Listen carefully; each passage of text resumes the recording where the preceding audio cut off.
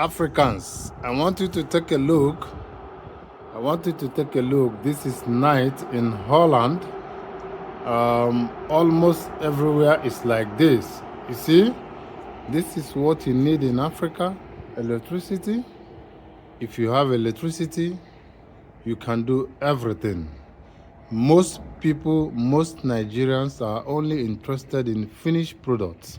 But you see, when you have this kind of environment and you have power, everything is intact. And you see, people can move at night, work at night, do whatever, do their production, industry, companies, and every other thing that makes life very meaningful is what Nigerians should think and hope for.